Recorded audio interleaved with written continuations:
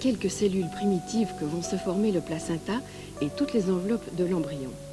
C'est là, bien à l'intérieur de son sac amniotique, qu'il va se développer. Une première étape fondamentale est la naissance de cette ligne primitive, qui va servir d'axe central, d'axe de symétrie pour le développement, et qui est en fait l'ébauche de la colonne vertébrale. Elle commence à apparaître vers le 15e jour.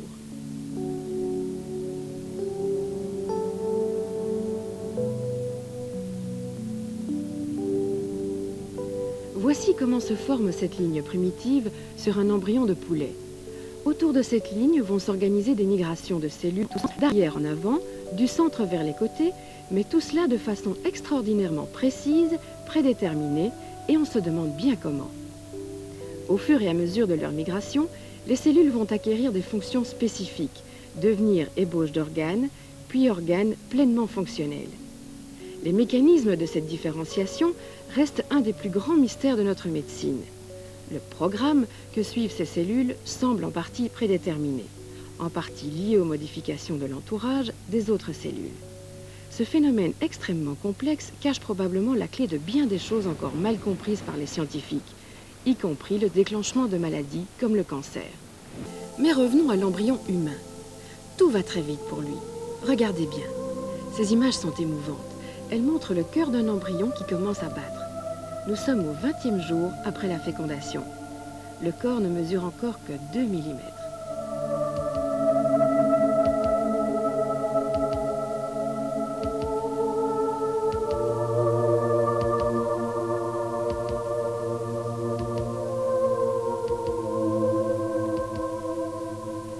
En même temps, l'embryon produit les premières cellules du sang. Le sens de la circulation n'est pas encore bien établi.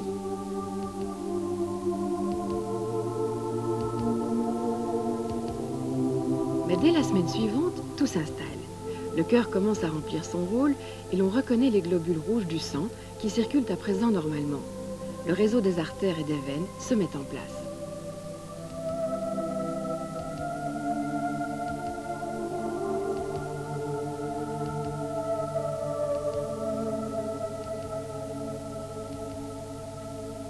Le développement du corps se fait petit à petit. Pendant les premières semaines de son existence, l'embryon grandit d'environ 1 mm par semaine. À 4 semaines, les bras commencent à apparaître, suivis des mains.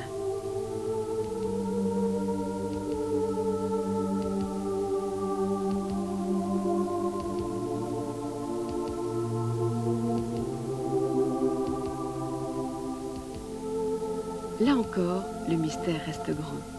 Comment l'organisme sait-il que le doigt a fini de pousser?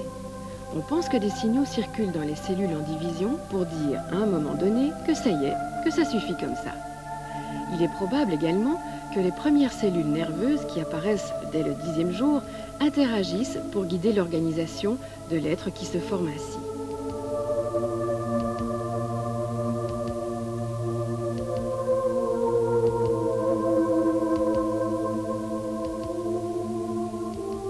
À 6 semaines, le corps a 13 mm de long. À 7 semaines, il mesure 18 mm.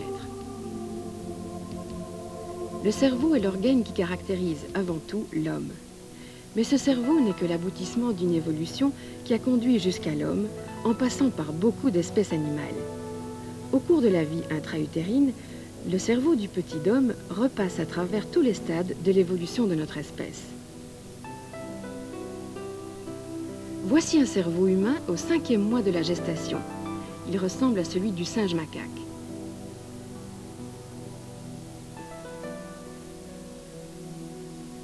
Plus tard, peu avant la naissance, le cerveau ressemble à celui du chimpanzé ou du gorille. Nous partageons en effet avec nos cousins les grands singes plus de 99% de notre hérédité, signe que nous ne sommes pas une exception dans le monde animal, mais bien le fruit d'une longue évolution.